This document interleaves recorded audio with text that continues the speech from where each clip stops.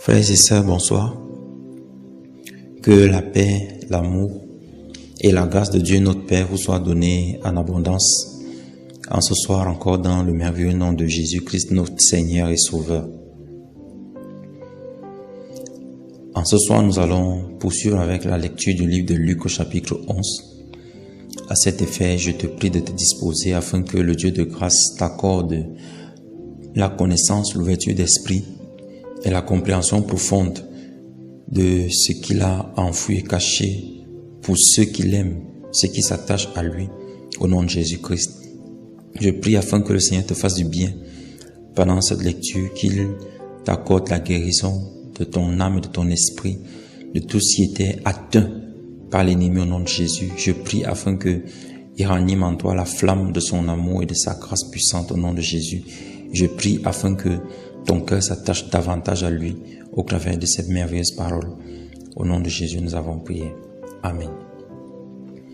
Donc, frères et sœurs, nous lisons dans Luc chapitre 11. Je lis dans la King James française. Luc chapitre 11, à partir du verset 1, là, il est écrit: « Et il arriva que comme il était en train de prier en un certain lieu, lorsqu'il eut cessé, un de ses disciples lui dit: Seigneur, enseigne-nous à prier, comme Jean a aussi enseigné ses disciples. Et il leur dit: Lorsque vous priez, dites: Notre Père qui est au ciel, ton nom soit sanctifié, ton royaume vienne, ta volonté soit faite, comme au ciel, de même sur la terre. Donne-nous de jour en jour notre pain quotidien, et pardonne-nous nos péchés, car nous aussi pardonnons à quiconque nous est redevable, et ne nous conduis pas à la tentation, mais délivre-nous du mal. Et il leur dit: Lequel de vous aura un ami et ira vers lui à minuit et lui dira: Ami, prête-moi 3 pains, car un de mes amis au cours de son voyage est venu chez moi et je n'ai rien à lui présenter. Et celui qui est dedans répondra et dira: Ne me dérange pas, la porte est maintenant fermée et mes enfants sont avec moi au lit. Je ne peux pas me lever et t'en donner. Je vous dis, même s'il ne se lève pas pour lui en donner parce qu'il est son ami, cependant à cause de son importunité, il se lèvera et lui en donnera autant qu'il en a besoin. Et je vous dis, demandez et il vous sera donné, cherchez et vous trouverez, frappez et il vous sera ouvert. Car quiconque demande reçoit, et celui qui cherche trouve, et à celui qui frappe il sera ouvert. Si un des fils de l'un d'entre vous, qui est père, lui demande du pain, lui donnera-t-il une pierre? Ou s'il lui demande un poisson, lui donnera-t-il à la place un serpent? Ou s'il lui demande un œuf, lui offrira-t-il un scorpion? Si donc, vous qui êtes mauvais, savez donner de bons présents à vos enfants, combien plus votre Père céleste donnera-t-il le Saint-Esprit à ceux qui le lui demandent? Et il était en train de chasser un diable, et celui-ci était muet.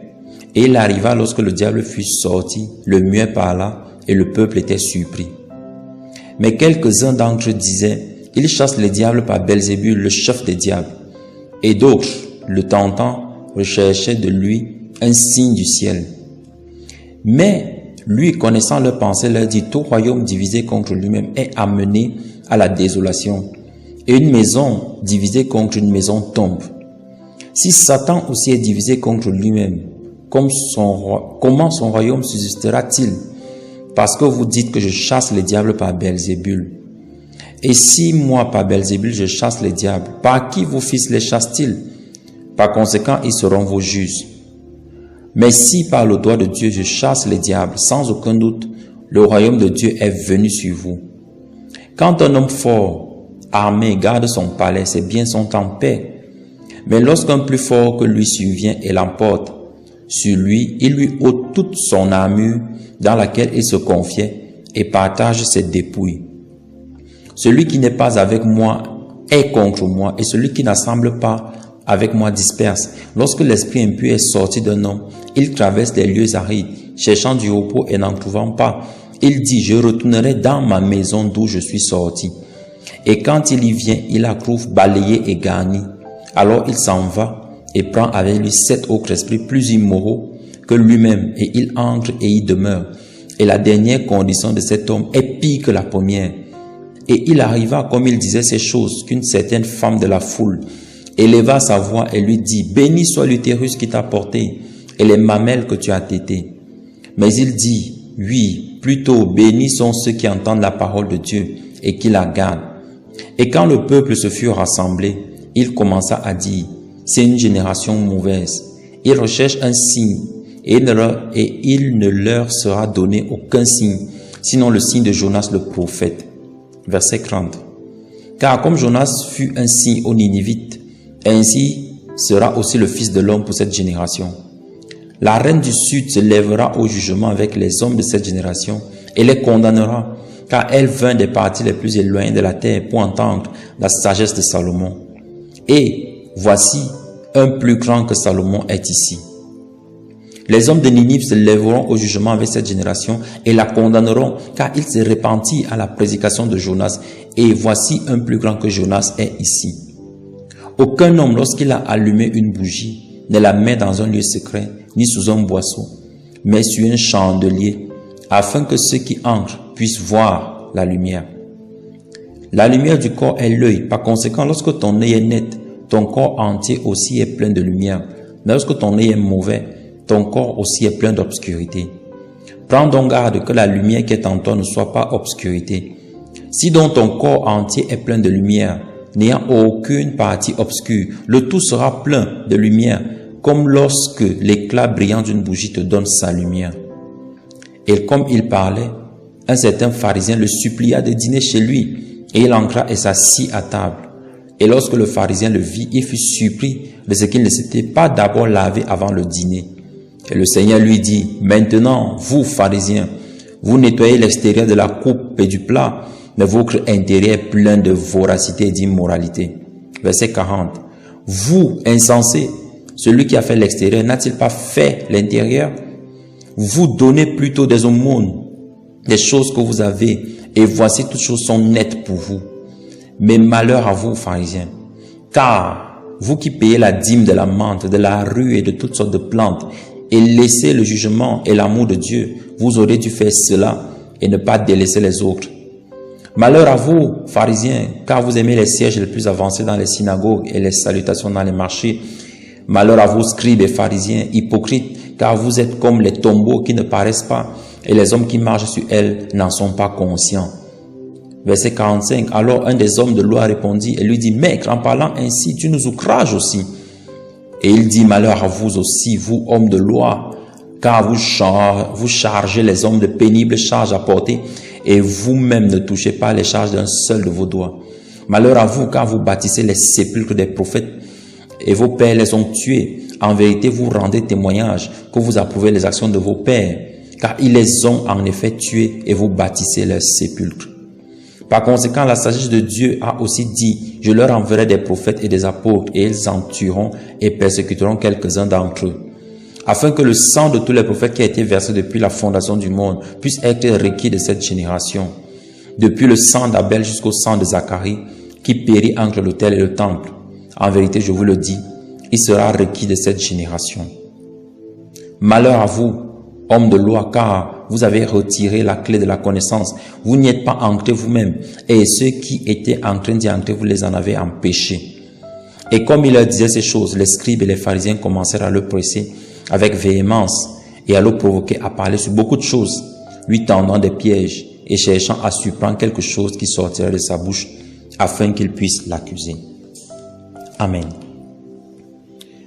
Donc, frères et sœurs dans le Seigneur, Luc 11 commence avec une scène où Jésus est en train de prier et ses disciples sont tout proches pendant qu'il prie. Et ils attendent lorsqu'il a fini de prier et un d'eux s'approche et lui dit « Enseigne-nous à prier ». Alors, généralement quand on tombe sur ce passage-ci, directement on va dans le Notre Père et on explique tout ce qu'on peut expliquer là-dessus. Mais j'aimerais qu'on s'attarde un peu sur le verset 1. Le disciple s'est approché du Seigneur et a dit « Enseigne-moi à prier ». Et on a vu que être disciple, c'est en fait faire comme le maître. c'est fait comme l'enseignant, parce que disciple, en fait, dans la traduction grecque, veut dire mathetes, qui veut dire élève, qui veut dire étudiant. Donc ici, l'étudiant s'approche de son maître, de son enseignant, et lui dit, enseigne-nous à prier. Et aujourd'hui, c'est vraiment bizarre de voir comment les hommes prient, alors que le maître qu'ils sont supposés suivre n'a jamais enseigné ce type de prière. Regardez un peu de nos jours ce qu'on appelle soi-disant combat spirituel, pour ne prendre que cet aspect-là. Regardez comment tout ce qu'ils disent, qu'ils ont reçu, c'est le Saint-Esprit qui les fait prier comme ça, et ce qu'ils appellent combat spirituel, ils sont en train d'invoquer le feu sur la vie des gens. Et pourtant, nous avons lu tantôt dans le livre de Luc au chapitre 10 que Jésus disait à ses disciples que vous ne savez de quel esprit vous êtes animés, parce qu'ils étaient en train de dire qu'il faut que le feu descende. Il faut que le feu descende dans la ville de Samarie parce que les Samaritains ne les avaient pas laissés traverser par leur ville. Et Jésus leur a seulement répondu que vous ne savez pas de quel esprit vous êtes animés, leur faisant comprendre que faire descendre du feu, ce n'est pas juste. Et aujourd'hui, on dit le combat spirituel et on prie contre des personnes. Aujourd'hui, on voit des chrétiens, des soi-disant enfants de Dieu, qui font des prières contre leurs frères. Ils prient afin que des choses mauvaises leur arrivent. Et ils disent qu'ils sont en train de faire le combat spirituel. J'ai même entendu des prières, parfois des personnes qui disent que je déterre, j'égorge, je poignarde, j'enterre. Et ils disent qu'ils sont en train de prier comme ça. Moi, je pose la question suivante. Qui vous a enseigné à prier comme ça? Est-ce le maître? Est-ce Jésus? Avez-vous quelque part vu Jésus prier de cette façon? Quel est le verset? Quel est le sujet de prière? Quelle est la référence qui nous donne de comprendre que soit Jésus, soit les apôtres ont prié de cette manière? Qu'entend-on par combat spirituel réellement? Ce n'est pas le sujet, mais je voudrais ici souligner le fait que beaucoup prient en dehors de ce que le maître a enseigné. Et c'est justement pour cela qu'il n'y a pas l'exaucement. Parce que être disciple, ça veut dire faire comme le maître. Et si on n'est pas disciple, ça veut dire qu'on n'a pas appris du maître. On n'est pas élève, on n'est pas étudiant du maître. Si on n'est pas étudiant du maître, comment voulons-on recevoir les choses que le maître a promis à ses disciples? Frères et sœurs, je vous en conjure par le compassion de Jésus-Christ à revoir vos paroles dans la prière. D'autres sont en train de prier essentiellement pour ma voiture, ma maison, mon terrain, mes problèmes, mes difficultés, Seigneur, mes déblocages, mais on regarde le modèle du maître. Quel est le maître qui vous a enseigné à prier comme ça? Parce que la référence, le prototype, ça reste Jésus. Le prototype reste Jésus, qu'il a décliné au travers de ses 12, au travers des apôtres, au travers de ceux qui ont apporté la bonne nouvelle. Quel est celui qui a prié comme ça? Lequel des apôtres priait en disant en faisant cas de lui-même? Voilà pourquoi beaucoup prient et ne sont pas exaucés, parce qu'en fait, ils sont même pas en train de prier. Ils sont juste en train de faire une liste de besoins à Dieu. Ils sont en train de montrer comment ils sont méchants, incapables de pardonner. Ne pensez-vous pas que tous ces scribes et ces pharisiens qui disaient à Jésus, on va lire plus bas, que tu chasses les démons par Belzébul, le chef des démons. Jésus ne pouvait-il pas dire que le feu de Dieu descende sur vous? Parce que vous avez outragé loin de Dieu que je suis. Et c'est pourtant ce qu'on vit maintenant. Ce que Jésus n'a pas fait, c'est ce que beaucoup font, au soi-disant nom du Seigneur. Frères et sœurs, si vous êtes retrouvés dans cette situation, il faut vous repentir. Parce que ce n'est pas le maître qui a enseigné ça. C'est un autre. C'est un autre. Il s'appelle le malin. Il prend le nom du maître et il met ces choses derrière. Rassurez-vous lorsque vous dites que vous êtes disciple du Seigneur, de pratiquer ce que le maître a pratiqué. Sinon, vous n'êtes pas ses disciples. Alléluia. Et voici donc le Seigneur le dit, lorsque vous priez, dites ceci: notre Père qui est au ciel. Il commence par identifier notre paternité au Père céleste. Il commence par identifier notre engendrement à celui qui n'a ni commencement ni fin. Et si Jésus le fait, c'est à dessein qu'il le fait. Il le fait pourquoi? Pour qu'on ait les regards vers qui? Vers notre Père. Et souvent, lorsque des personnes font la prière, ils font la prière en exposant, par exemple, ils disent par exemple, voici une situation, Seigneur, je souhaite véritablement que tu m'aides. Mais pendant qu'il dit ça, il n'a pas les regards vers son Père qui est dans les cieux. Il a les regards vers un frère qui est dans l'assemblée parce qu'il est bien nanti. Il a les regards vers un autre frère, par exemple, qui peut lui ouvrir une porte quelque part. Donc, en fait, dans sa prière, il oriente comment le Père doit pouvoir l'exaucer. C'est vraiment triste de voir ce genre de choses. Et ça blesse le cœur de Dieu. Véritablement, mes frères et sœurs, cherchons à nous identifier au Père. Et quand il dit notre Père qui est au ciel, le fait de s'identifier au Père nous renvoie à Matthieu 5, le verset 48. Soyez parfaits comme votre Père céleste est parfait. Ça fait en sorte qu'en nous identifiant à la famille de Dieu, on s'identifie aux attributs du Père. C'est ça que Jésus veut dire ici. C'est d'abord cette position-là. On ne peut pas commencer une prière sans être dans la position d'enfant de Dieu.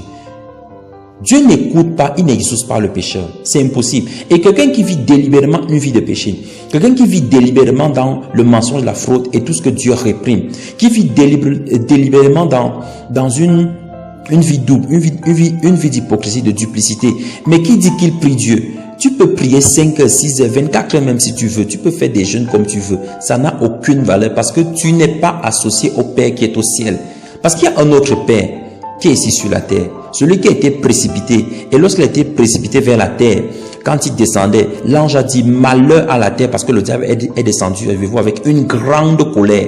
C'est ce Père-là qui peut te dire que non, le plus important, c'est de réciter ta prière, c'est d'ouvrir le cahier, c'est de faire ta litanie, c'est de voir d'utiliser l'ensemble, d'utiliser ceci. Donc tu répètes des choses, mais tu ne vois aucun changement dans ta vie.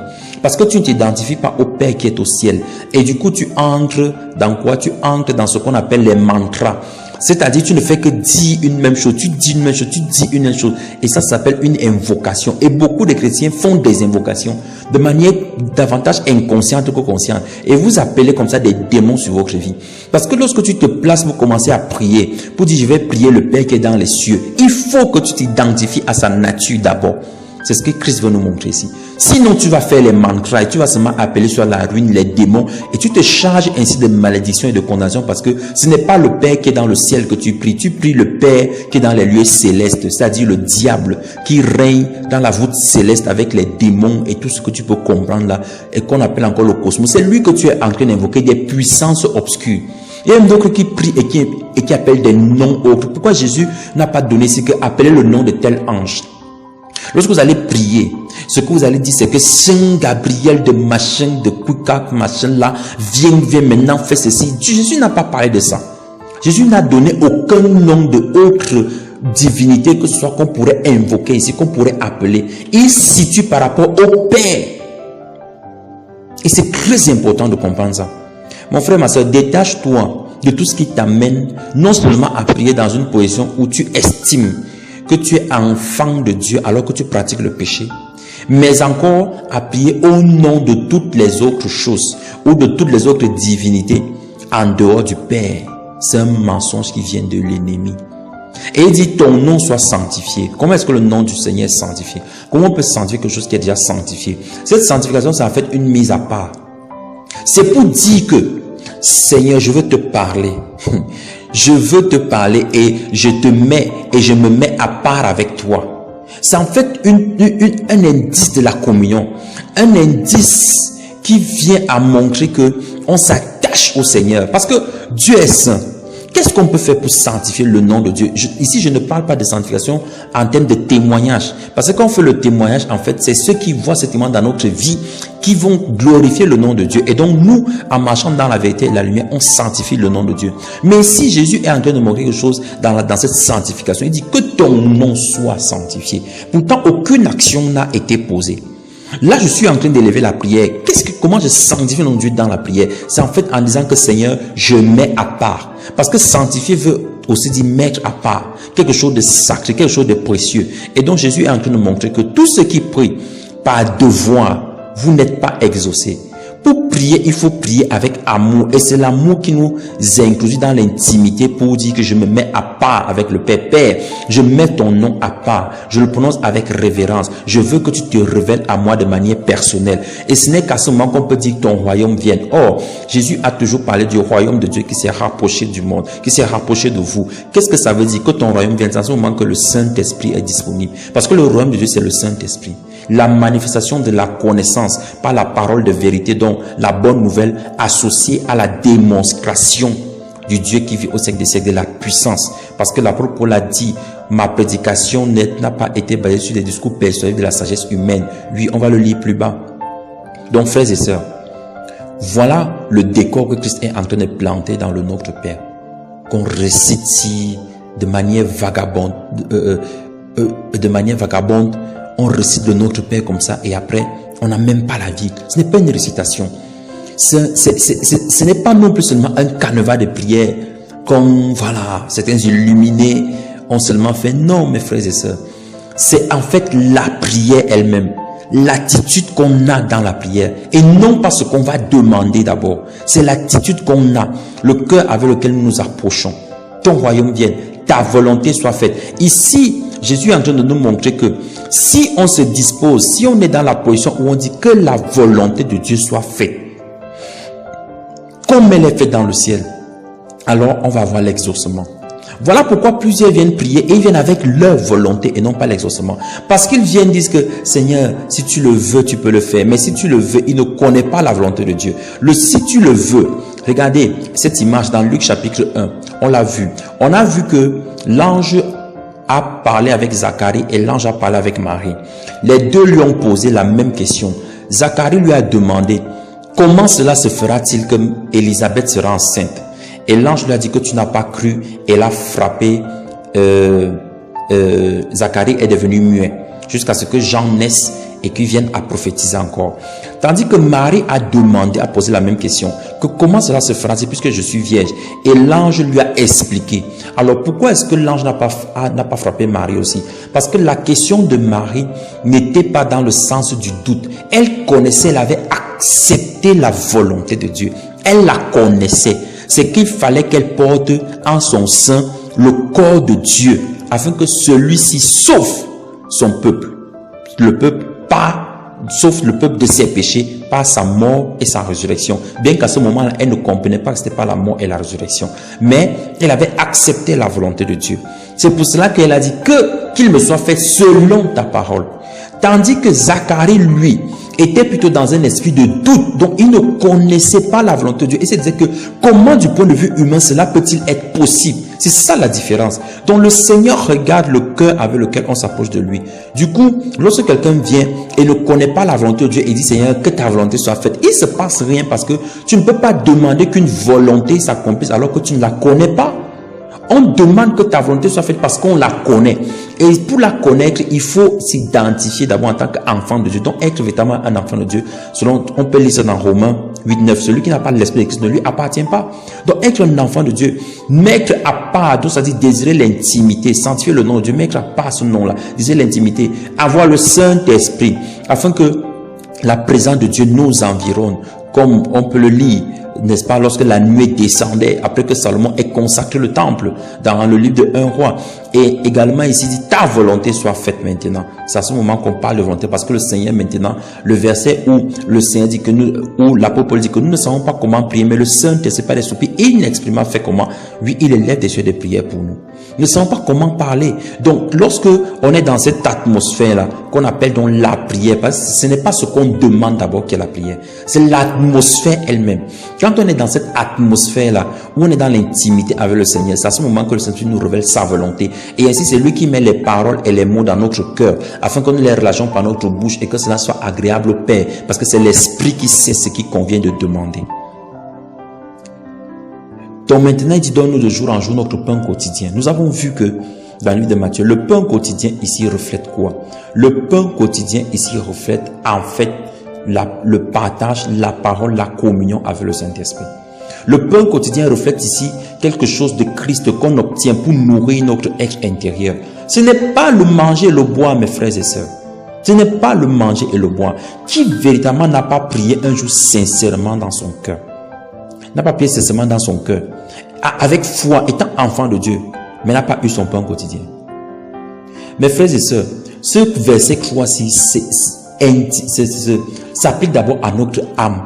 C'est notre âme qui ne doit pas manquer de pain, qui ne doit pas manquer de la parole de Dieu, de ce qui sort de la bouche de Dieu. Tu ne te nourras pas de pain seulement, mais tout ce qui sort de la bouche de Dieu. C'est d'abord ça que Jésus veut nous faire voir. Maintenant, les effets donc peuvent être associés à ce qu'on appelle vulgairement le pain quotidien, c'est-à-dire le manger et le boire qui sont également indispensables pour que notre corps demeure en santé et qu'il soit fort. Alléluia. Donc, Jésus veut nous faire comprendre que chaque jour, nous devons demander, Seigneur, donne-moi une parole nouvelle sur toi. Donne-moi une révélation nouvelle sur toi. Donne-moi une connaissance nouvelle sur toi. C'est ça le pain quotidien, notre âme, notre esprit qu'on doit nourrir. Et ici dit, pardonne-nous nos péchés, car nous aussi nous pardonnons à quiconque nous est redevable. Je voudrais bien faire comprendre quelque chose ici. Si vous étudiez le terme péché dans le grec, vous allez vous rendre compte que il a deux sens. Il a le sens de hamartano et le sens de amasia. Le amasia veut dire la nature pécheresse elle-même. La nature pécheresse, c'est ça le amasia. Tandis que le hamartano, c'est ce dont Jean parle en disant que si ton frère commet un péché qui ne mène pas à la mort, alors prie pour lui. Je ne dis pas de prier pour des péchés qui mènent à la mort. Le péché qui mène à la mort, c'est la nature du péché. C'est ce dont Christ est mort afin de nous délivrer. Et quiconque pratique le péché est sous amasia. Il n'est pas libéré, il n'est pas libre, il n'est pas libéré, il n'est pas libéré. Et maintenant, quiconque est donc sous amasia est désagréable à Dieu parce qu'il a rejeté le sacrifice. Il n'y a que le sacrifice de Jésus-Christ. Vous pouvez lire ça dans Hébreux 10, le verset 14. Il n'y a que le sacrifice de Jésus qui peut délivrer un homme du amasia. Tandis que le hamartano ici correspond aux erreurs. Et les erreurs ici, c'est de ça dont on parle. Pardonne-nous nos erreurs. Les erreurs ici concernent en fait dans la marche chrétienne des choses qu'on n'arrive pas à faire ou qu'on a mal compris des instructions du Saint-Esprit, et c'est ça qu'on appelle hamartano. C'est de ça dont on demande de nous pardonner. Donc ici, les enfants de Dieu ne prient pas pour le pardon de la nature pécheresse. Ça veut dire que quelqu'un pratique le péché, dit que Seigneur, pardonne-nous nos péchés. Non. La nature pécheresse pour nous délivrer de la nature adamique, ce n'est que le sang de Christ par la repentance, l'abandon des œuvres mortes, le baptême, la nouvelle naissance en gros. La nouvelle naissance. Donc l'acceptation dans notre vie de Jésus comme notre Seigneur et notre Sauveur. C'est ça qui nous délivre du amasia. C'est ça qui nous délivre du amasia.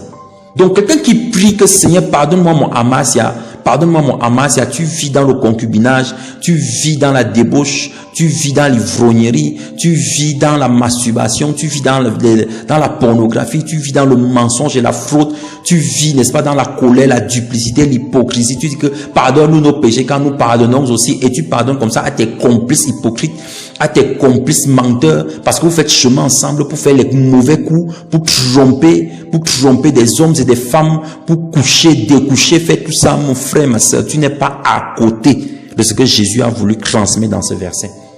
Donc c'est ceux qui sont enfants de Dieu, parce que ça a commencé en haut, c'est pour ça que je prends la peine de bien expliquer, qui sont enfants de Dieu et qui savent que dans ma marche, il y a toujours un grain de folie, il y a toujours une partie d'erreur.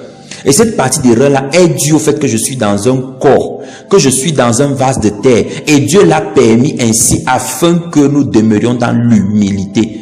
Et ça, c'est ce qu'on appelle erreur, qui n'est pas la nature du péché dont Christ est venu nous délivrer. Et c'est donc ces erreurs-là qu'on pardonne également à tous ceux-là, n'est-ce pas, qui font du mal, à tous ceux-là qui se trompent. Et c'est dommage aujourd'hui de voir comment les frères manquent de compassion. Ils manquent de compassion. Ils manquent de compassion. Ils n'arrivent pas à pardonner à leurs frères. Et subitement, qu'est-ce qui se passe? Le fait qu'ils ne le fassent pas, ils ne reçoivent pas le pardon non plus pour leur hamartano. Et le fait de ne pas recevoir le pardon pour ton hamartano, mon frère, et que tu les accumules, ça te ramène tout doucement dans amasia. Donc une erreur qui se répète à cause du manque de connaissance finit par te ramener dans amasia. Et tu te retrouves encore dans la nature du péché. Tu commences à justifier maintenant que l'esprit est bien disposé mais le corps est faible. Il faut aussi que je te fasse comprendre que ce corps qui est faible là, le feu qui est en enfer aussi est bien disposé, mais la chaleur n'est pas faible, elle est intense. Donc ça va aussi brûler là-bas. Mes frères et sœurs, sortez du mensonge du diable.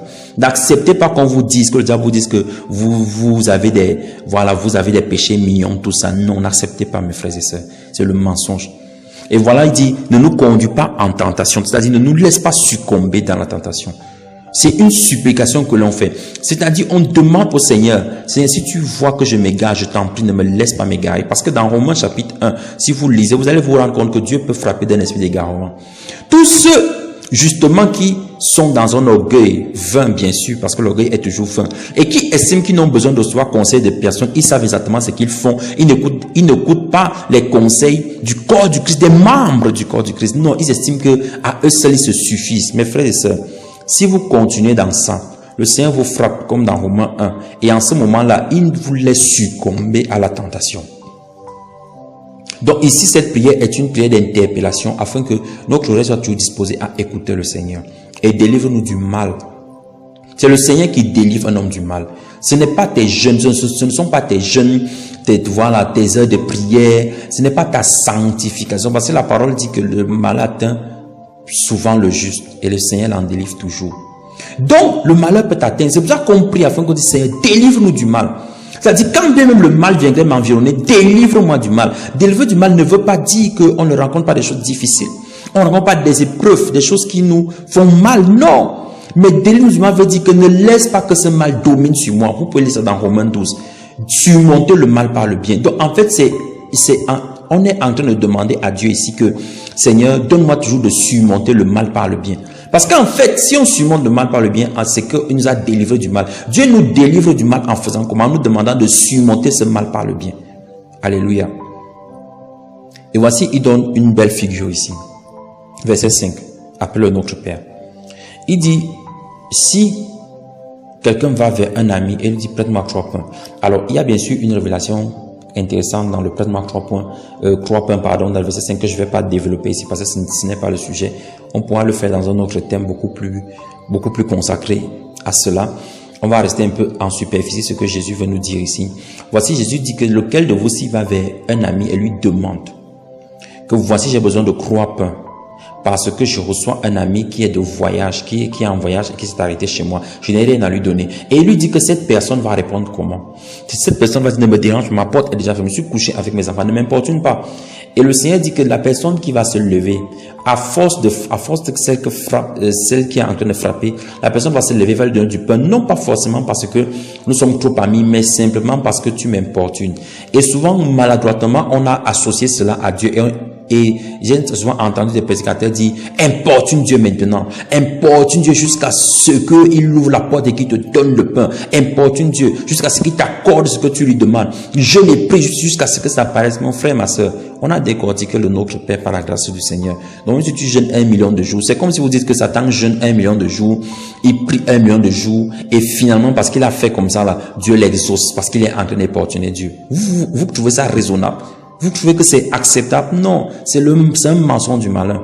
Ce que Jésus est en train de montrer ici, il montre une relation entre 2 hommes. Il parle d'un homme et d'un autre. Et on le comprend comment? C'est que plus bas, il dit, vous donc qui êtes si mauvais. C'est-à-dire, il fait un ensemble de comparaisons. Et il dit donc, vous donc qui êtes si mauvais. Donc, il montre les relations entre hommes. Il dit, voilà comment se passent les relations entre hommes. Entre hommes, les relations, ça se passe comment? Si tu as un ami et que tu vas vers lui, tu lui demandes du pain. Il va pas forcément te donner du pain parce que, voilà, tu es son ami spécial, tout, voilà. Mais il va te donner du pain parce que tu es en train de l'importuner. Mais maintenant, il fait donc une sorte d'analogie inverse avec l'amour immense de Dieu. Suivez, on va revenir sur la pierre, celui qui demande la pierre qui n'a pas le pain, voilà, on va revenir dessus. Mais je voudrais d'abord qu'on regarde le verset 13. Si donc vous qui êtes mauvais, il parle de qui? Il parle à partir de la comparaison qu'il a faite en haut. Donc il dit que cette personne qui a réagi comme ça est une personne mauvaise. Et c'est dommage aujourd'hui souvent de venir à aider les frères parce qu'on est importuné. C'est de la méchanceté. Souvent, quand un frère pose son problème, il pose son problème. Finalement, on dit que non, faisons, sinon il va continuer de nous casser les pieds ici là. C'est ce que Jésus parle. Et c'est mauvais. Mes frères, si vous avez fait ça, il faut vous repentir. C'est mauvais, c'est méchant. On ne vient pas en aide à quelqu'un. On ne vient pas à subvenir aux besoins de quelqu'un parce qu'on estime que la personne nous a trop importuné. Tu as trop parlé de ça. Vraiment, le frère, il a trop pleuré pour le travail. Cherchons-lui un travail. Cherchons à lui donner un travail. Pourquoi est-ce qu'on n'a pas été sensible la première fois qu'il a parlé? C'est parce qu'on était endormi. Je suis accouché, moi je suis bien, j'ai mon travail, je mange. Il n'y a pas de souci. Donc, il faut qu'il pleure d'abord toutes les larmes de son corps. Après, on se lève, on dit, je n'ai prié pour le travail dans l'église, pour machin, ceci, là, pour que les frères soient bien, parce que on est déjà importuné. Parce que chaque jour, on vient dire que frère, c'est mauvais à la maison. Et vu que toi, tu ne veux pas continuer à toujours débourser, tu sens que ça pèse sur toi. Tu dis que maintenant, je n'ai prié pour déblocage. Mon frère, vous êtes dans la sorcellerie si vous faites ça. Et c'est ce que Jésus est en train de montrer ici. Donc, il est en train de dire que si vous savez donner dans de bons présents, ça dit même si c'est par abus que je suis même fatigué. Il dit combien plus fort le Père Céleste. Donc, il dit si vous prenez même Dieu comme un homme, parce que vous n'avez pas la compréhension que moi j'ai de lui, puis je suis sorti de lui, je suis son fils unique qui était dans le sein du Père. Je connais le cœur du Père. Donc, si vous-même qui n'avez pas la compréhension et que vous prenez Dieu comme un homme, combien donc, si vous pouvez importuner les hommes et qu'ils vous donnent des choses, comment pouvez-vous imaginer que vous allez demander le Saint-Esprit à Dieu et il ne donnera pas? Donc, tous ceux qui disent qu'ils ont prié n'ont pas reçu le Saint-Esprit là, je vais vous répondre. Frères et sœurs, c'est parce que vous n'êtes pas repentis. Dieu ne donne pas son esprit à des non-repentants. Il ne peut pas faire ça. C'est comme si tu demandes le pain et il te donne le serpent. C'est pour ça que j'ai dit, Jésus fait une analogie inverse de l'amour de Dieu. Parce que d'après l'amour des hommes, quelqu'un qui demande du pain, on peut pas lui donner une pierre. Ça, c'est normal. Et donc que maintenant, vous ne pouvez pas venir demander le pain à Dieu. Le pain, c'est quoi? C'est le Saint-Esprit. Et il vous donne la pierre, c'est-à-dire il vous donne la mort. Quelque chose d'inerte. Parce que quand l'Esprit de Dieu, on peut lire ça dans le livre de Jean. Qu'est-ce que fait, dans le livre de Luc, pardon, chapitre 2, voilà. Lorsque Jésus dit, les vieilles outres, n'est-ce pas? Le vin nouveau est dans quoi? Le vin nouveau entre dans les outres nouvelles. Maintenant, vous voulez avoir le Saint-Esprit dans les anciennes outres. Vous voulez que le vin nouveau vienne entrer dans ce qui est comment? Ancien. Et qu'est-ce que Jésus dit? Que les outres se rompent aussi. Donc, et le vin et les autres seront perdus. Donc, le Saint-Esprit va mettre fin au jour de certains frères. Parce qu'ils ne veulent pas se repentir et demander l'Esprit. C'est quel Saint-Esprit que vous voulez? C'est pour ça que beaucoup sont malades, comme dit l'apôtre dans 1 Corinthiens 11. Beaucoup sont malades parce qu'ils mangent le repas du Seigneur avec des involtures. Ils prennent le corps de Christ, pas le corps de Christ qui est le pain qu'on fractionne là, le corps de Christ qui est la parole de Dieu. Ils le prennent avec des involtures, avec mépris. Ils viennent avec méchanceté, avec des cœurs mauvais et ils veulent l'Esprit. Forcément que lorsque la présence de Dieu se manifeste, ils tombent donc malades. Il y a donc les arrêts cardiaques, les AVC. Oui, c'est ce qui se passe. Et beaucoup périssent comme ça, ils ne savent pas pourquoi. Mes frères et sœurs, je vous en conjure. Je vous en conjure. Ne demandez pas l'Esprit si vous n'êtes pas repenti. Si vous n'avez pas abandonné le péché. Si vous n'avez pas choisi de marcher avec Jésus. Si vous n'avez pas choisi d'entrer en nouveauté de vie. Si vous n'avez pas choisi d'être disciple de Christ. Ne demandez pas le Saint-Esprit. Demander le Saint-Esprit dans une position autre que celle-là amène la mort. C'est ça en fait qui veut dire dans le verset 11 que si l'un de vos fils, ça c'est par rapport aux hommes, demande du pain, est-ce qu'il peut lui donner une pierre? Donc Dieu aussi ne peut pas faire que tu demandes la vie et il te donne la mort. C'est pas possible. Maintenant, je voudrais qu'on s'intéresse un peu. Je vais pas revenir sur le verset 9. Demandez, on vous donnera tout ça, c'est clair. Il n'y a rien à dire dessus. Le verset 11. Je voudrais juste poser une question parce que je ne vais pas développer ici. On va pouvoir aller dans un autre thème par la grâce du Seigneur. S'il lui demande un poisson, le donnera-t-il un serpent? Allons lire un texte. Dans le livre de Genèse, on voit dans Genèse le chapitre 7, le verset 21. Écoutez, tout ce qui se mouvait sur la terre périt, tant les oiseaux que le bétail et les animaux, tout ce qui rampait sur la terre et tous les hommes, tout ce qui avait respiration, souffle de vie dans ses narines et qui était sur la terre sèche mourut. Alors, la parole précise dans Genèse 7, verset 21, qu'on vient de lire, que tout ce qui avait souffle de vie dans ses narines, sur la terre sèche mourut. Moi, je vous pose une question, frères et sœurs. Les poissons sont-ils morts dans le déluge ou pas? Le poisson ici est l'image du chrétien qui reste dans la parole de Dieu. C'est pour cela que le Seigneur dit, si quelqu'un demande le poisson, comment est-ce que je peux lui donner un scorpion? Comment est-ce que quelqu'un peut dire, je veux demeurer dans ta présence, Seigneur? Et le Seigneur te donne plutôt la ruse. Et des personnes qui se trouvent en train d'infiltrer les communautés par ruse. Des personnes qui s'approchent de Dieu par ruse parce qu'elles ont un besoin bien précis. Mes frères et sœurs, vous êtes des serpents. Vous êtes des serpents. Dieu ne donne pas le serpent. Si tu as la ruse dans ton cœur en t'approchant de Dieu, sache que tu es un serpent. Tu n'es pas un poisson.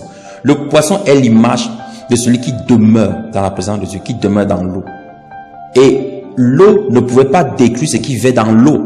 C'est-à-dire que le jugement de Dieu vient par le mécanisme par lequel lui-même il est. Ça veut dire que comme dans le livre de 1 Pierre, il a dit, dans 2 Pierre 3, il a dit, il détruira ce monde à nouveau par quoi? Mais par le feu. De la même manière, les chrétiens qui ne seront pas le feu, qui ne vont pas être la nature du feu. Donc, laisser totalement le Saint-Esprit se manifester en eux, vont être consumés par le feu, qui est Jésus-Christ, qui revient. De la même manière que les poissons n'ont pas pu être tués par l'eau parce qu'ils étaient dans l'eau, de la même manière aussi les chrétiens qui sont le feu, qui restent dans le feu, qui restent le feu, qui sont le feu de Dieu, qui sont enfouis dans ce feu-là, ne pourront pas être tués par le feu de Dieu qui va juger le monde. Alléluia. Donc, voici le Seigneur nous a enseigné sur beaucoup de choses. Le verset 14 dit, il était en train de chasser un diable qui était muet. Alors, lorsque le diable est parti, lorsque le démon est parti, la personne a commencé à parler. Alors, ici, il faut comprendre qu'il y a beaucoup de maladies qui sont causées par des démons. Par des démons. Et vraiment, je vais mettre un lien en description pour que vous écoutiez un enseignement qui est très clair dessus. Un frère, par la grâce du Seigneur, avait déjà fait tout un enseignement dessus. Je vous invite vraiment à l'écouter. Je vais mettre le lien en description, donc vous pourrez suivre le lien et écouter cet enseignement. Il y a beaucoup de maladies qui sont causées par les démons. Donc, lorsque le démon part, la maladie également part aussi. Voilà. Alors, on dit quelques-uns disaient, c'est par Belzébul, le chef des diables. Alors, Belzébul veut dire le seigneur de la maison. Et généralement, tous ceux qui sont là pour critiquer, oh, c'est pas l'esprit de ceci, c'est pas le machin de ceci, c'est pas ceci. Vous allez regarder dans leur propre vie. Ils n'ont jamais fait délivrance d'une mouche. Donc, ils n'ont jamais prié, un démon est parti. Tous ceux qui disent ça, je vais bien encadrer mes propos. Tous ceux qui sont dans le système de dénonciation des dons spirituels et tout ça, oh, machin, tout ça là, eux-mêmes là, ils n'ont jamais prié. Pourtant, c'est écrit dans la Bible, mais ils décident de ne pas lire la partie là. C'est écrit dans la Bible que Jésus, dans Luc 1, a fait quoi? Il a enseigné et fait. Il a continué de faire. Dans Actes chapitre 1, pardon, Jésus a fait quoi? Il a continué d'enseigner et de faire. Donc, Jésus ne s'est pas détaché. Jésus ne s'est pas... Il n'est pas venu comme un philosophe et il n'est pas venu non plus comme un marabout. On dit que je fais seulement les miracles. Seulement, ce n'est pas mon cas. Ou bien, j'enseigne seulement moi les miracles, ce n'est pas mon cas. Non. Mais tous ceux qui sont en train de dire, oh, c'est Belzébul, oh, ça c'est l'esprit de mouche, oh, ça c'est l'esprit de cafard, oh, ça c'est l'esprit de ceci, oh, ça c'est l'esprit de cela, oh, ça c'est tel, ça c'est maman, ça c'est ceci. Eux-mêmes là, ils n'ont jamais fait quelque chose. Quelqu'un a prié, on a vu un malade, été guéri. Mes frères et sœurs, méfiez-vous de tous ceux qui sont là pour dénoncer les esprits impurs, soi-disant qui travaillent avec soi-disant les serviteurs de Dieu. Je mets tout ça entre soi-disant, parce que c'est un amalgame total. Maintenant, eux-mêmes ne manifestent rien. Ceux qui sont remplis du Saint-Esprit n'ont pas le temps de courir derrière les gens pour dire que toi, tu fonctionnes avec l'esprit de tel, toi, c'est le démon X. Donc, je prends mon temps comme ça pour étudier la démonologie, au lieu d'étudier le Saint-Esprit. Ça veut dire que lui-même, il est égaré. Mes frères, c'est la marque de la flétrissure. Donc, voilà, les scribes et les pharisiens, eux-mêmes n'ont jamais délivré un seul malade. Ils viennent seulement dans le temple, ils font le marché, ils partent. Et c'est comme ça beaucoup de frères aujourd'hui. En 10 ans de communion avec le Saint-Esprit, ils n'ont jamais manifesté un don spirituel qui est pour l'édification du corps de Christ, bien sûr. Jamais. Mais sont tu en train de dire que oh là-bas, ça je ne crois pas en ça. Est-ce que le problème c'est que tu crois, mon frère? Le problème c'est que toi-même tu sais que tu n'as pas le Saint-Esprit. C'est pour cela que tu cherches le buzz. Tu cherches des trucs qui sont intéressants. Celui qui est rempli du Saint-Esprit n'a pas le temps de chercher dans la vie de ceux-là. Il dit que oh ça c'est Belzébul, oh ça c'est tel. Il n'a pas le temps. Parce que cela suppose que tu dois t'asseoir, étudier tout son comportement, son caractère, ses mouvements. Frère, on n'a pas le temps pour ça. En tout cas, tous ceux qui sont remplis du Saint-Esprit comprennent bien ce que je dis. Donc, mes frères et sœurs, recherchons le Saint-Esprit pour être affranchis de la recherche des esprits de Belzébul et de tout ça dans la vie de ceux qui, soi-disant, disent qu'ils sont des enfants de Dieu. Alléluia. Et donc, voici donc Jésus qui explique un principe ici. Bon, ça on l'a expliqué dans Matthieu. Lorsque l'esprit impur est sorti d'un homme, donc on va pas revenir dessus parce que c'est vraiment très clair au niveau de Matthieu. On va juste souligner que l'esprit impur dit qu'il est sorti de sa maison.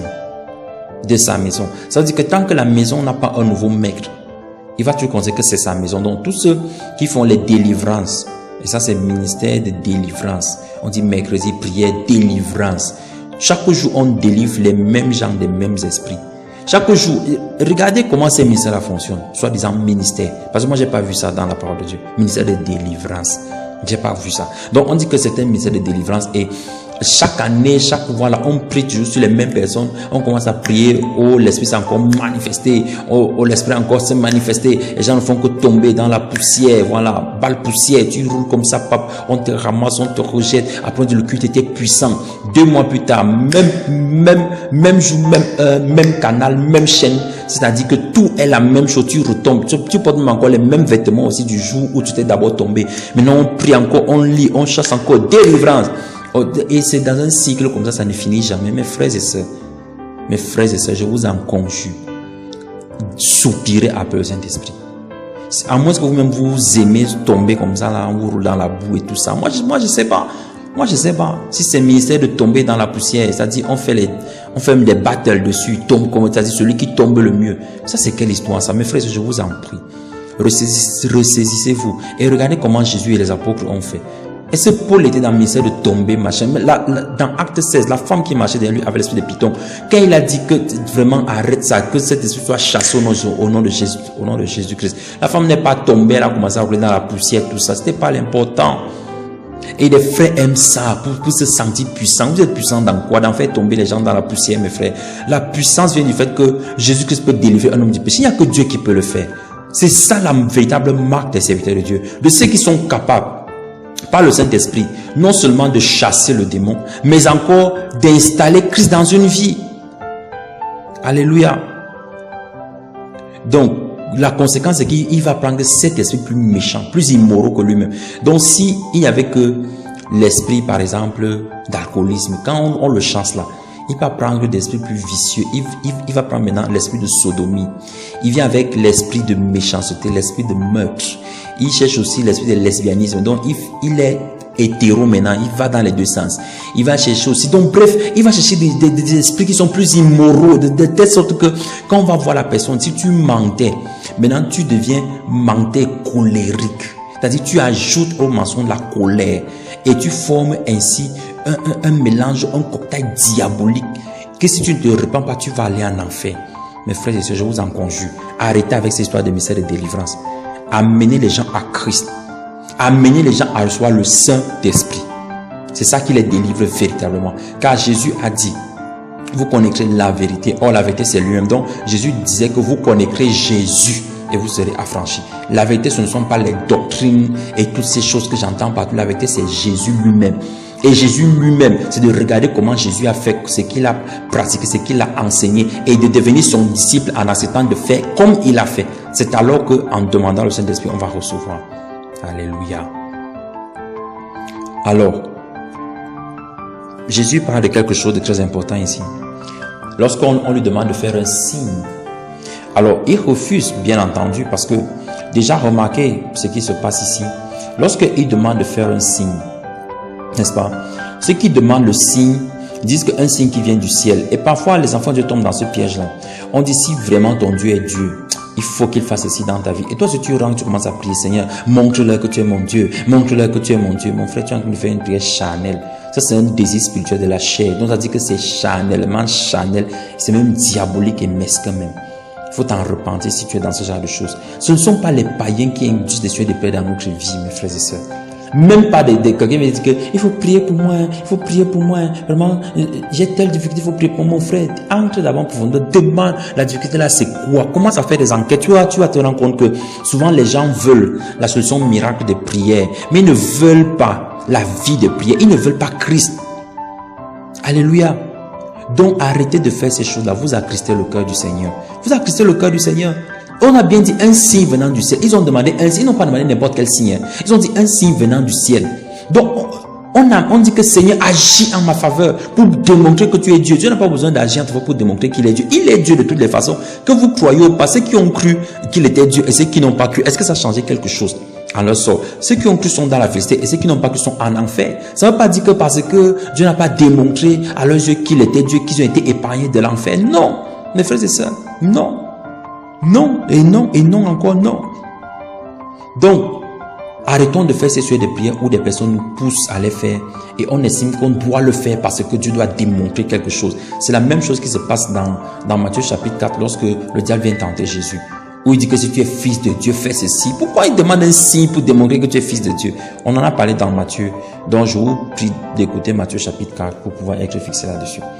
Donc, voici, qu'est-ce que le Seigneur dit par la suite? Il parle de Jonas, il parle de Salomon. Il dit, Salomon, la reine du midi se lèvera en condamnation contre les enfants de cette génération. Parce qu'elle est qui de l'homme pour écouter la sagesse de Salomon. Or, il y a ici plus grand que Salomon. Je vous invite à lire, on ne va pas le faire ici, mais je vous invite à lire 1 Roi, le chapitre 3, du verset 4 au verset 14. D'accord? Et vous allez comprendre que ce qui définissait la grandeur de Salomon était sa sagesse. Alors, lorsque Jésus dit que voici un plus grand ici que Salomon, il parle en termes de sagesse. Ce n'est pas en termes de richesse et de autres, non.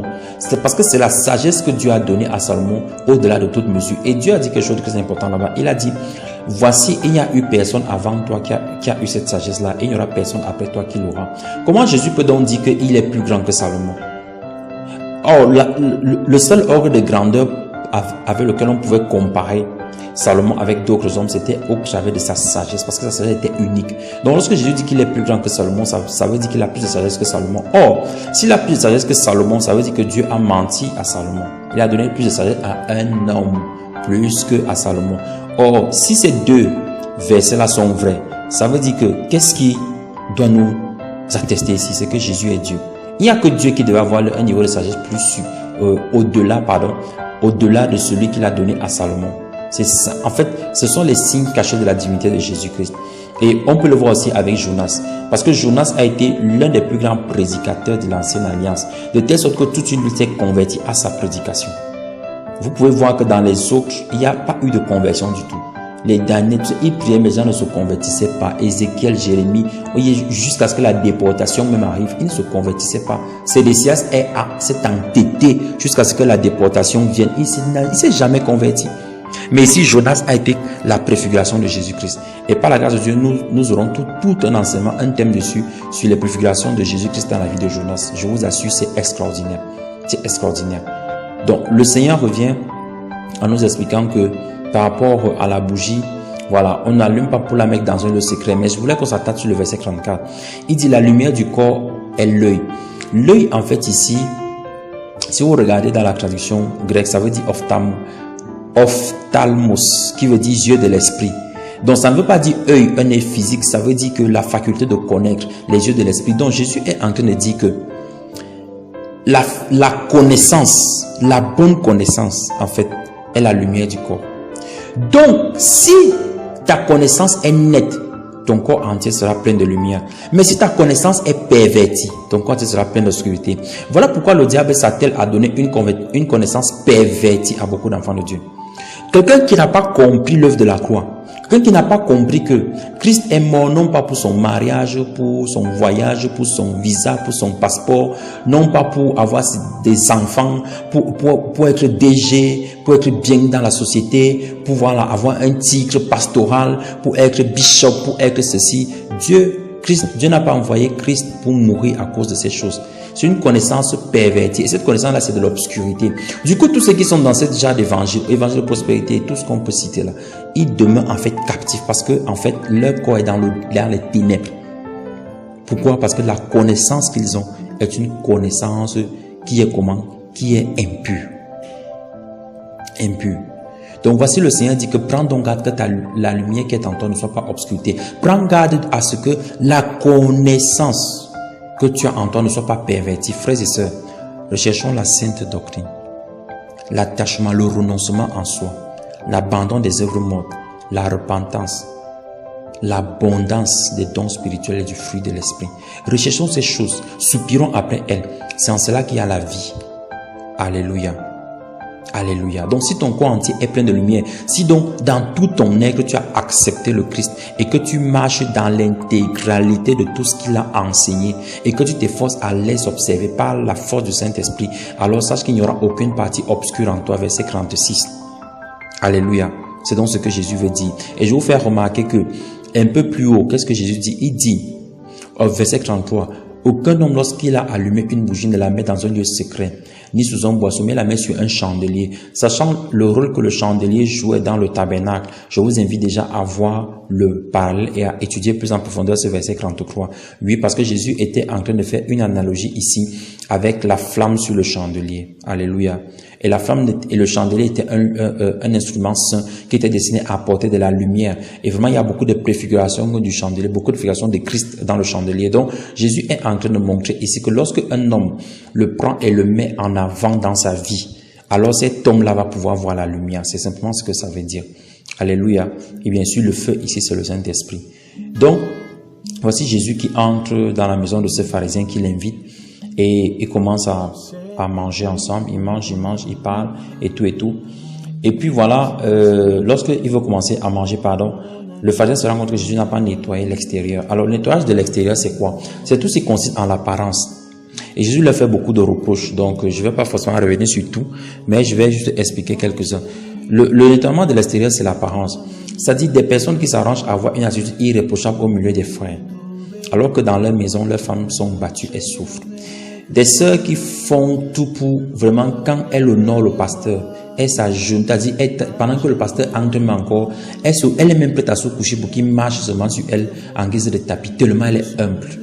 Tellement elle est humble, une humilité diabolique. Alors que dans sa maison, c'est-à-dire que c'est elle le buffle, donc elle tape comme la prophétie qui était sortie sur Akab, lorsque Dieu voulait le faire mourir et qu'il est allé consulter les 400 prophètes, voilà, et que Michée est venu lui dire, voilà, si tu pars, tu vas mourir. Il y a un des prophètes qui avait pris, n'est-ce pas, une tête de buffle et il a tapé le mur avec, et il a dit, ainsi comme je tape ce mur-là, c'est ainsi que tu briseras, n'est-ce pas, la corne des Syriens, alors qu'il était en train de prophétiser par un esprit de mensonge. Donc c'est comme ça que ces femmes-là font. Donc c'est comme ça que les hypocrites font. C'est comme ça que ceux qui nettoient l'extérieur font. Ceux qui donnent beaucoup d'argent, ils disent qu'ils subviennent aux besoins des pauvres, tout ça. Dieu ne regarde pas ce que tu donnes, mon frère. Voilà pourquoi au verset 42 dit, malheur à vous, vous payez la dîme de la menthe de la rue. Et si je rappelle que la dîme était payée sur des choses qui n'étaient pas l'argent. Ok, ça c'était une parenthèse. Donc il dit, la dîme de la menthe de la rue et de toutes sortes de plantes. Mais pourquoi? Mais vous refusez la justice et le jugement de Dieu. Les gens refusent le jugement de Dieu. Donc, ils ne se travaillent pas à l'intérieur. Ils ne veulent pas que Christ les transforme de l'intérieur, mais ils veulent paraître à l'extérieur. Mes frères et sœurs, vous allez droit à la ruine. Et après la mort vient le jugement. N'espérez pas que quelqu'un va rester prier pour vous ici et ça va vous délivrer quand vous serez là-bas à cause des actions sociales que vous aurez faites. Ça n'a rien à voir. Si tu es méchant dans ton cœur parce que tu es mauvais, et je veux te faire une petite parenthèse, le diable fait plus d'actions sociales que tous les chrétiens réunis. Je veux te faire comprendre ça. Parce que la plupart des actions, c'est quand tu regardes ce que les footballeurs donnent en termes de quantité autre là. Les enfants de Dieu donnent ça combien de fois? Combien de fois? Mais ça ne veut pas dire qu'ils sont sauvés. Non, Dieu ne regarde pas les actions sociales. Ce n'est pas l'humanité qu'il regarde. C'est le désir qui te pousse à le faire. Et si on est animé d'un désir pur, on va être amené à poser des actes de pureté, des actes d'aide et d'entraide. Alléluia. Donc arrêtez avec cette hypocrisie, vous nettoyez l'extérieur. Laissez que le Saint-Esprit vous transforme à l'intérieur. Je prie afin que si tu étais dans cette situation, que tu te repentes sincèrement et que le Seigneur t'accorde sa grâce au nom puissant de Jésus-Christ. Donc, il explique beaucoup de choses, beaucoup de choses. Dans le verset 46, il dit, voici vous chargez les hommes des charges pénibles, des frères qui mettent sur le joug d'autres frères, sur la vie d'autres frères, des jours pénibles. Oh, vraiment, on va faire 40 jours de jeûne à sec, mes frères, afin que vraiment les affaires prospèrent dans l'église. Ça, on dit les affaires prospèrent comme ça, ce sont les affaires du pasteur.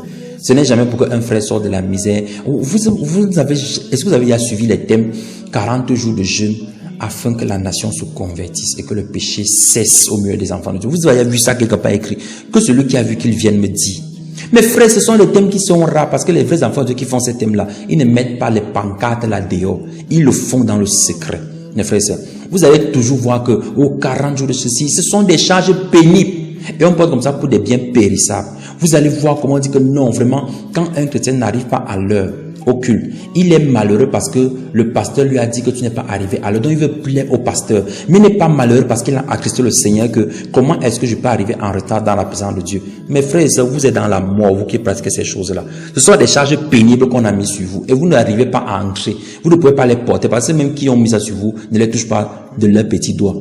Ils exigent que vous soyez là à 6h30. Mais lui-même arrive à 9h. Moi, j'ai jamais vu Jésus dire que on va avoir un programme. Et dans le programme, il dit à ses disciples que d'évancer l'aurore, allez m'attendre là-bas. Et lui-même, il vient en grand maître derrière, comme les archibishops et les frères de grande valeur qui entrent toujours après que tout le monde soit déjà assis. C'est le péché, c'est l'orgueil, mes frères. C'est l'orgueil, c'est la mort. Et tous ceux qui abondent dans ça, vous êtes désagréables à Dieu. Arrêtez avec ça, je vous en conjure, par les compassions de Jésus-Christ. Arrêtez avec ça. Le verset 47, il dit, malheur à vous, vous bâtissez les sépulcres des prophètes. Comment est-ce qu'on bâtit les sépulcres des prophètes? C'est en fait en poursuivant l'œuvre de mort que ceux qui ont refusé les paroles et les actes de ces prophètes-là continuent de considérer. Je vais m'exprimer autrement. On prêche la repentance, quelqu'un trouve qu'il est plus important de parler de la dîme et des offrandes. Et il estime qu'il a beaucoup de sagesse quand il dit ça. Mais moi, je vais vous poser une seule question. Où est-ce que Jésus a prêché la dîme et les offrandes et qui ont amené la conversion des personnes? C'est la question que moi je pose. Et on voit ici que, en fait, ce sont des personnes qui tuent les prophètes, en fait. Parce que lorsque le Saint-Esprit se manifeste, le Saint-Esprit s'est toujours manifesté. Regardez dans le livre des Actes. Vous allez me dire où on a prêché les dîmes et les offrandes, et puis le Saint-Esprit s'est manifesté pour venir délivrer les hommes du péché. À chaque fois que le Saint-Esprit s'est manifesté, c'était parce qu'on annonçait l'évangile de la bonne nouvelle. Qu'on annonçait aux hommes qu'il y a un sauveur, un Seigneur qui peut les délivrer. S'ils acceptent qu'il peut les sauver. Il y a un esprit, qui est l'esprit de Dieu, du Dieu vivant. Lorsque le Seigneur nous adopte et il nous appelle ses enfants. Et c'est l'esprit qui en nous en bas Père. C'est lorsque on est dans cette position-là que le Saint-Esprit opère des guérisons, des délivrances, des miracles et des puissances extraordinaires. En dehors de ce contexte-là, vous travaillez avec une autre puissance, mes frères. C'est une autre force. Et vous continuez ainsi de tuer les prophètes. Donc vous bâtissez les sépulcres de ces prophètes-là parce que vous continuez de renier la bonne nouvelle, de renier le renoncement, la bonne doctrine. Vous reniez ça. Et vous restez dans les choses en disant que vous avez tellement de profondeur. Ce sont les profondeurs de Satan. Ce sont les profondeurs de Satan. Les profondeurs de Satan qui amènent à faire des clashs sur Internet et tout ça. Quelqu'un vient, il publie sur son Facebook, il publie comment, il donne même les formes de dîmes. T'as dit des choses diaboliques même. Des choses diaboliques. Jésus a enseigné ça où? Où? Les gens périssent, ils meurent. Mais on trouve plus important de parler de la vie du pasteur, de la vie du frère, comment on doit contribuer pour lui. On trouve plus important de parler des besoins, en termes de besoins matériels, en termes de finances, que Dieu débloque tes finances. On n'a qu'à faire quoi avec ça? On n'a qu'à faire quoi avec ça? L'apôtre Paul dit que nous sommes les plus pauvres des hommes, mais nous enrichissons. Mais ici maintenant, on prie afin que le bishop, ses finances soient débloquées. Et vous gênez même pour ça. Vous portez des fardeaux qu'on a mis sur vous et vous n'êtes pas sauvés. Il faut que je répète ça très bien. Vous tous qui faites ces choix, vous n'êtes pas sauvés. Dieu ne vous connaît pas. Vous êtes en train de porter le fardeau de quelqu'un d'autre. Et c'est lui qui est pénible. Or, Matthieu 11 nous dit quoi? Matthieu 11 nous dit, venez avant vous tout ce qui est chargé, fatigué, je vous donnerai du repos. Car mon fardeau est léger et mon joug est doux. Maintenant, tu portes un fardeau qui est lourd et tu dis que c'est le fardeau de Dieu. Quel fardeau de Dieu, mon frère? Quel fardeau de Dieu? Tu veux dire que Jésus ment? Non! C'est toi qui es menteur. Donc, repens-toi, mon frère. Abandonne ces choses-là. Abandonne ça où tu cours pour aller ouvrir l'église parce que tu as peur que le pasteur te regarde mal. Non! Cours parce que tu veux être à l'heure, parce que tu veux connaître, tu veux voir Jésus-Christ, parce que tu veux être dans la présence de Dieu, parce que tu veux passer des temps merveilleux avec lui. C'est de ça qu'il s'agit. L'action qui anime ton cœur, c'est elle qui détermine si le fardeau que tu portes est de Dieu ou pas. Ce n'est pas ce qu'on voit à l'extérieur. C'est pour cela que les scribes qui travaillaient à l'extérieur, Dieu regardait à l'intérieur et disait que vous n'êtes pas sauvés. Vous n'êtes pas sauvés. Donc mon frère, ma soeur, arrêtez de craindre les pasteurs, les bishops et tout ça. Arrêtez de craindre qu'on va penser quoi de moi, mais tu ne te soucies pas que Dieu pense quoi de mon retard. C'est même criminel, même, c'est même diabolique. Il faut te repentir de ça au nom de Jésus-Christ. Alléluia. Et le Seigneur avait prévu dans le verset 49 qu'il enverrait des prophètes et des apôtres. Certains seront tués, d'autres seront persécutés. Certains seront tués et d'autres seront persécutés. Voilà la marque des prophètes, mes frères.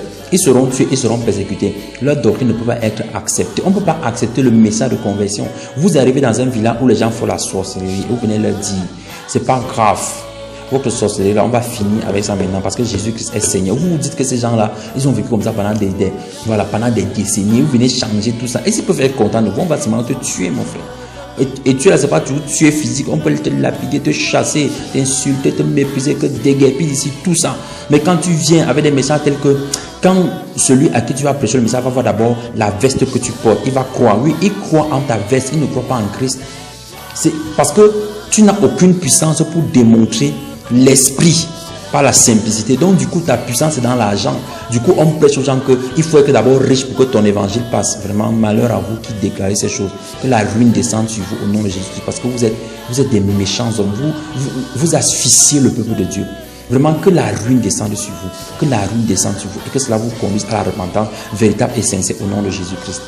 Laissez le peuple de Dieu, laissez-les s'approcher de Dieu. Arrêtez de mettre des fardeaux sur eux.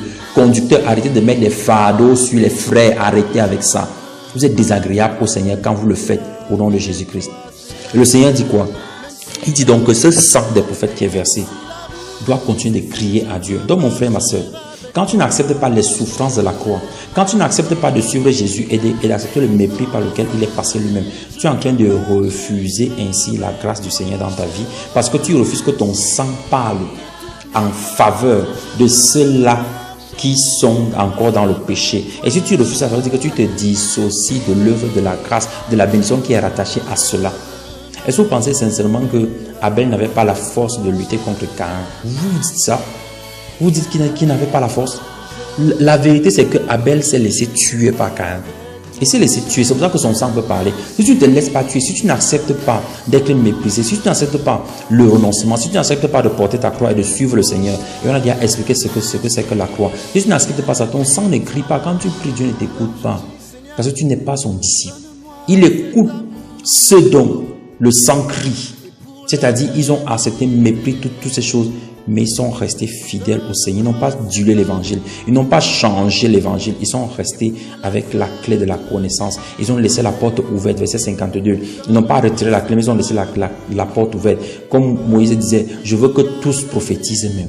Mais la marque des serviteurs de ce siècle-ci, c'est que c'est lui seul qui doit prophétiser. C'est lui seul qui a le Saint-Esprit. Il demande même que Dieu te parle à ma présence vraiment. Seigneur, je te prie de pardonner à tous ces hommes qui vivent dans ce dessein impur et mauvais au nom de Jésus-Christ. Je prie afin que, Seigneur, tu ouvres l'intelligence de tes enfants et que tu leur accordes la grâce de comprendre profondément que c'est une relation personnelle et intime que tu désires avec chacun d'entre eux. Je te le demande au nom de Jésus-Christ. Je prie afin que, Seigneur, comme à la fin de ce chapitre, on essaie de te tendre des pièges, mais toi, ce n'est pas la sagesse du langage, tu savais comment répondre. Je prie afin que tu leur accordes la sagesse du langage. Lorsque l'ennemi viendra les tenter au travers des hommes qui diront, démontre-nous que tu es Dieu, démontre, fais un signe du ciel, que ta sagesse agisse dans leur vie. Je te le demande au nom puissant de Jésus-Christ. Glorifie encore ton nom, Seigneur. Glorifie ton nom, je te prie. Glorifie ton nom encore dans la vie de tous ceux qui étaient captifs des fausses doctrines. Délivre-les, affranchis-les maintenant, afin que dans leur cœur, tu inculques la véritable doctrine, la sainte doctrine, la vérité, la lumière, au nom puissant de Jésus-Christ. Que toute connaissance qui était corrompue, qui était obscure, disparaisse maintenant et que tu accordes la véritable connaissance, celle qui vient d'en haut, qui est éclairée au nom puissant de Jésus-Christ. Je prie afin que les mots auxquels, les conséquences qui étaient rattachées à ces actes mauvais que subissaient tes enfants dans leur vie, je prie afin que les conséquences soient annulées dans leur vie au nom puissant de Jésus. Père, merci pour ta grâce et merci parce que tu nous as écoutés, tu nous as exaucés. Que toute la gloire te revienne. Au nom de Jésus, nous avons prié. Amen. Frère, mon frère, ma soeur, que le Seigneur te bénisse abondamment. Toi qui as écouté ceci avec beaucoup d'attention, qu'il te fasse du bien à toi et à toute ta maison, qu'il te garde sur le chemin de la lumière et de la vérité, qu'il te remplisse de son esprit. Si tu l'as demandé avec foi, le Seigneur te le donne au nom de Jésus-Christ et qu'il te préserve jusqu'au jour de l'enlèvement afin que tu connaisses la joie éternelle qui ne finit pas. Rendez-vous pour l'étude biblique de Matthieu au chapitre 12 par la grâce de Dieu. Au nom de Jésus-Christ. Amen.